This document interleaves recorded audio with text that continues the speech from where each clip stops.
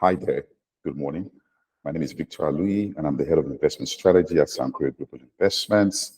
This is your weekly financial markets roundup. We start off in the US markets, where stocks jumped sharply on Friday as weaker than expected April job numbers boosted hopes that the Fed could commence its interest rate cuts sooner rather than later. The market was also boosted by strong earnings, during the week, particularly the share buyback news from Apple. Apple will be looking to do a share buyback of about $110 billion, essentially its largest in history. But for Friday, the Dow added 1.18%, the S&P rose by 1.26%, its best day since February, while the Nasdaq rose by 1.99%. All three indices essentially capped off a winning week as the Dow rose by 1.14%, while the Nasdaq rose by 1.43%, and the S&P was up 0.55%. Now, the non-farm payrolls came in at 175K, which was much lower than the 240,000 that the market had essentially been expecting. Unemployment edged higher to 3.9%, while wage figures came in less than expected, a really positive sign for inflation. On the back of the job numbers, we also saw the 10-year US Treasury decline last week. It declined by about 11 basis points, during the week. The weaker than expected April job numbers has seen the market pricing in a second rate cut, for the year. Fed funds futures actually suggest a 50% likelihood of a 25 basis points cut, in September.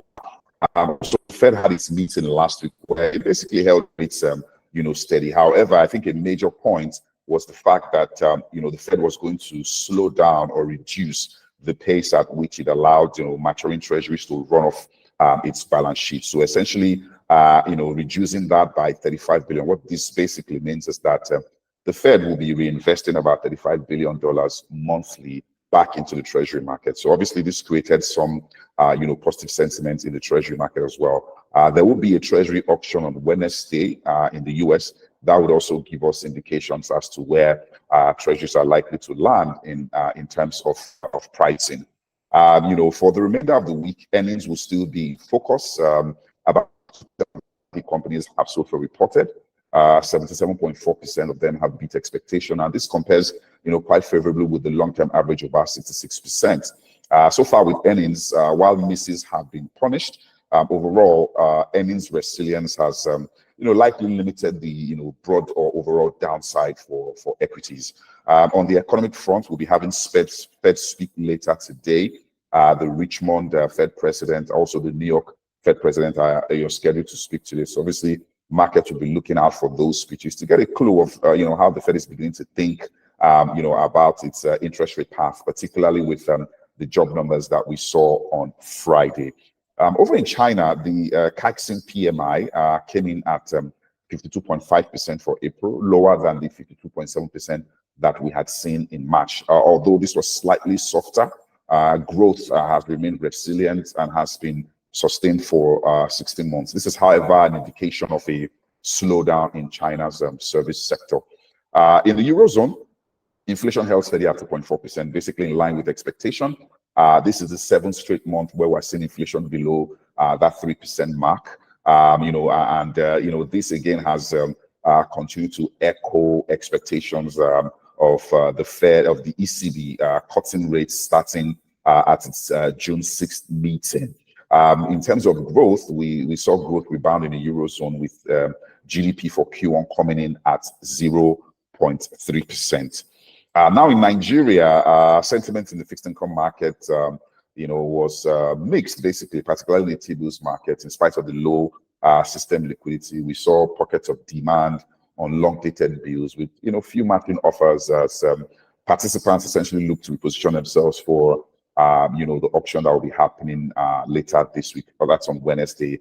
Nevertheless, on average, yields declined by about 3 basis points during the week. The bond market was also, bullish through the week, really. Participants essentially reacted to the revised Q2 calendar where the 2034 was removed and replaced with a new 2033. That created some very strong demand around the 2034, obviously on limited supply, really. But in all, yields declined by about 4 basis points during the week for bonds.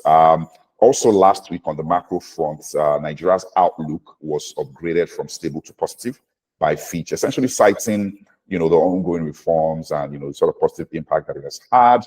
It also cited risks around, the situation with FX and, with inflation as well. These are potential risks, to, Nigeria's rating going forward. Nevertheless, we've seen a very steady improvement in Nigeria's rating since this administration came on board. For the remainder of the week, really, the outcome of the PMA auction will prove really, really crucial, in determining the near-term market direction. So really, the market will be looking out for how that auction pans out, as that will give us indications as to where the market is likely headed in the near term. That's pretty much it in terms of our market updates.